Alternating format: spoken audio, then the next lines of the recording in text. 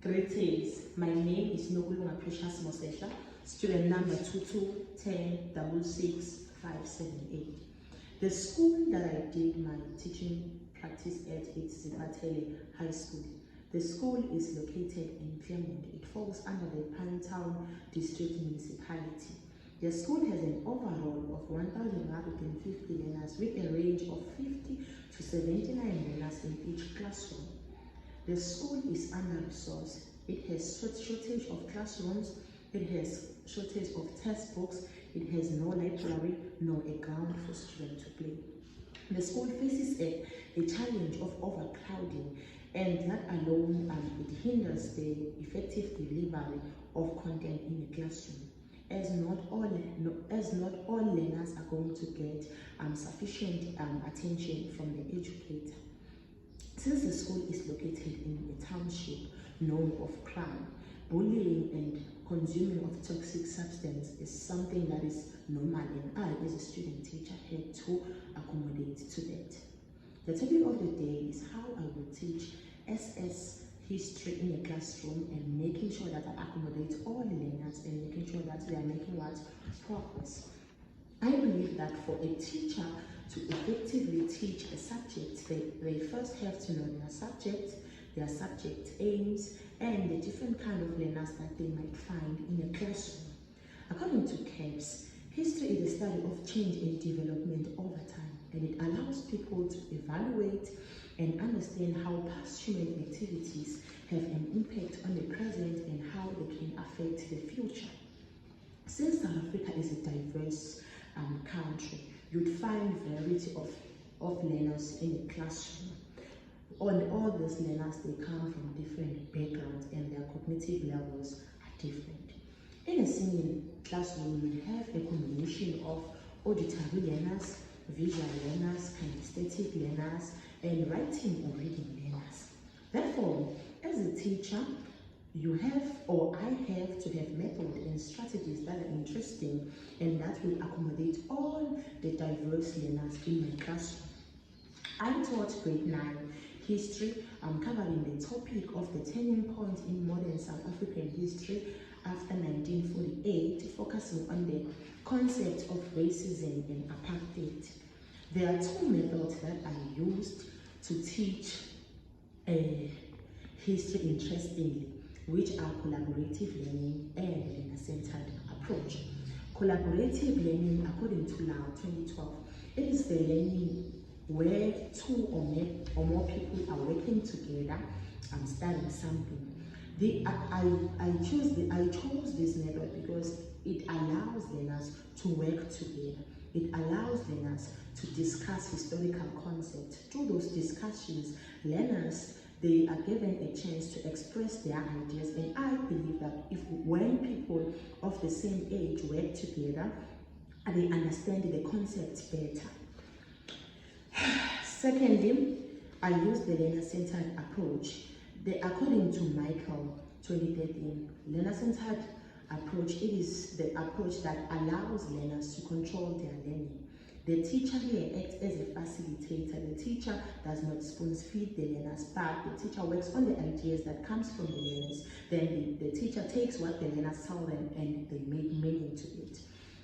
So I taught racism in school, in my school where I did teaching practice. The only thing that I did, I only introduced the concept of apartheid, and then I let the learners brainstorm what they know about apartheid. Then based on their predictions and their ideas, as a class, we engaged on those ideas and discussed in depth of what apartheid was. However, the two above mentioned methods won't be effective if they don't have strategies to support them. When I teach, I will employ pictures or charts, and those two things will help me explain better what I'm teaching when I'm teaching history. So in the classroom, this strategy will benefit all the learners, but most importantly, it will benefit those learners who are visual learners. When we're talking about visual learners, we're talking about learners that learn best through seeing things. Therefore, when I've come teaching racism with this picture. The fact that the learner saw what we are talking about, the learner saw this picture, they'll have an idea of what they are talking about, and it is slightly that they might forget the concept that we did cover. Secondly, I will thoroughly explain each and every historical concept that we are going to cover. I will give detailed description of everything that we will cover. In this way, all learners in my classroom are going to be accommodated. Moreover, I will tell stories related to the topic that I'm talking about, because at the end of the day, history is all about what happened in the past. So to get my learners' interest, I will tell them stories relevant to the topic. Then from there, there might be discussion based on what we are talking about. And this strategy will help me as a teacher to get all my learners interested in this lesson. So this strategy will also help all my learners in the classroom, but then more specifically, it will help those learners who are auditory learners. When we're talking about auditory learners, we're talking about learners who learn best through listening. Moreover, demonstration and discussion will be used to explain everything in the classroom. In each and everything that I do, I will make sure that I demonstrate, because through demonstration is more like role playing. If something was explained and you could be able to see that thing, it is likely that you can forget it. Then through discussion, learners will be given a topic. Then when they are given a topic, for example, I was teaching history, giving a topic based on the apartheid laws, then learners had to discuss on how those laws affected people in the past, and then they had to put themselves in those positions of those people living in the past, and how they would have felt if they were living under the apartheid era. So these two strategies will help both the kinesthetic learners, those who learn best through hand-in-hand activities, and the writing or reading learners, those who learn best through reading and writing, because at the end of the day, when you are discussing, you have to write something and present it to the class.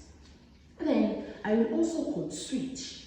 Code switching is alternating between two languages. Since the school that I was doing my teaching practice at is located in a township, it is likely that all those learners in my classroom knows English. So for them to understand the concept better, I as a teacher, I had to code switch the important point that I need them to remember. So there are certain things that lose meaning when they are said in English for learners that are staying in township like Claremont. So as a teacher, I was saying the concept, the important concept in English, then translate it in Isizulu to make an emphasis or to show them that this is the important point and you don't have to forget them. And lastly, to make progress and to make sure that all my learners are accommodated in the classroom, I will give them continuous assessment. When I'm talking about continuous assessment, I'm talking about homeworks, presentations, group works, and extended research that they have to go and look into. Lastly, I believe that all the above mentioned methods and strategies could help one to teach history effectively.